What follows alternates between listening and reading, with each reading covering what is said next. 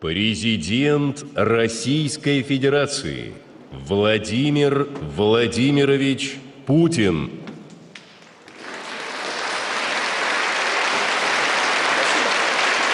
Спасибо большое.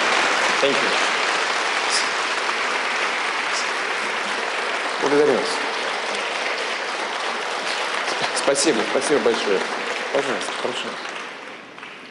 Уважаемые коллеги, дорогие друзья, искренне рад приветствовать всех вас в Петербурге на 3-м Евразийском женском форуме.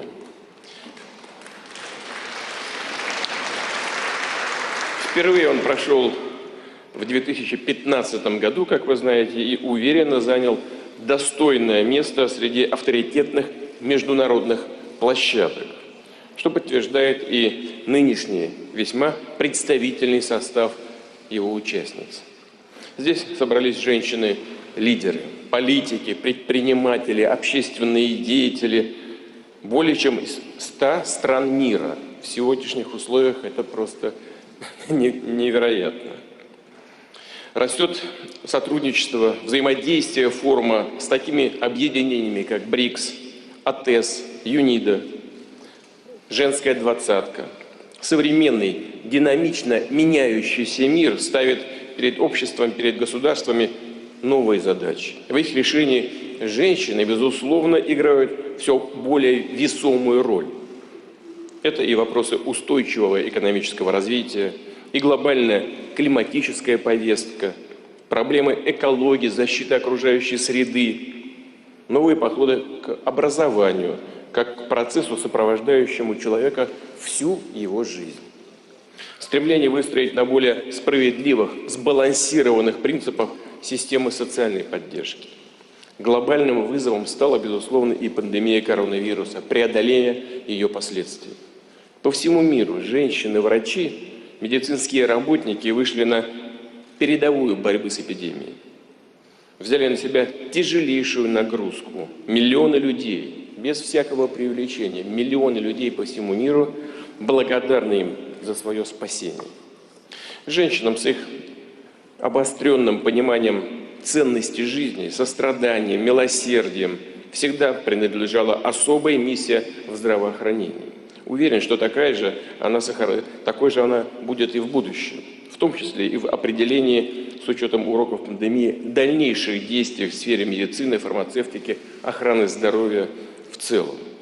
Активность женщин в поиске ответов на глобальные и локальные вызовы, их деятельное участие во всех сферах жизни служит общим интересам, способствует максимальному раскрытию человеческого потенциала. А сегодня это, пожалуй, ключевой фактор прогресса, движения вперед, конкретных изменений к лучшему по всему миру. Как в рамках отдельных государств, так, как я уже сказал, на всей нашей планете. Дорогие друзья, для нашей страны, для всего российского общества дороги, крайне значимы традиционные семейные ценности. Как ни странно, это вызывает подчас споры, мы слышим даже в этой связи критику в наш адрес.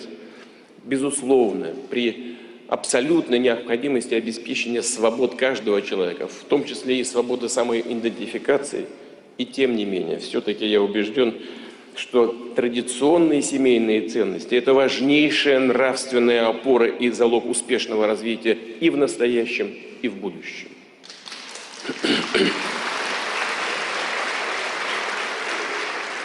У женщин в российских семьях особая роль. Щедрость, с которой они посвящают себя воспитанию детей, заботе о близких, заслуживают самой искренней благодарности. Но в то же время для России характерно и, я бы сказал, привычно уже уважительное отношение к деловым, профессиональным качествам женщин. И тот факт, что они прекрасные специалисты в самых разных отраслях, ответственные, надежные коллеги для наших граждан, ни в каких дополнительных доказательствах не нуждается.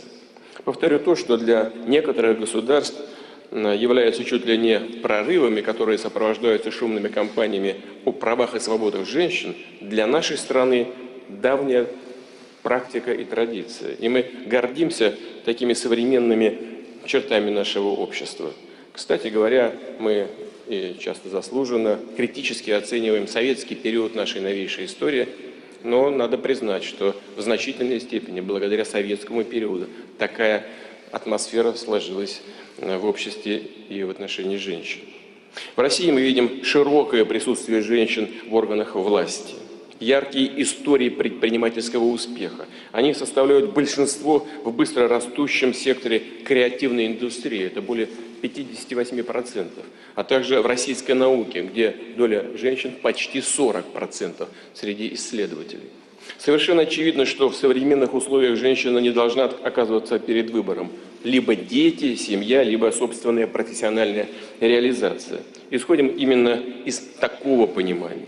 Поэтому в России последовательно создаются все условия для того, чтобы женщина после рождения ребенка могла в любой момент начать или возобновить свою профессиональную карьеру, состояться, добиться роста в том деле, которое ей по душе. Мы многое сделали для повышения доступности мест в детских садах и яслях.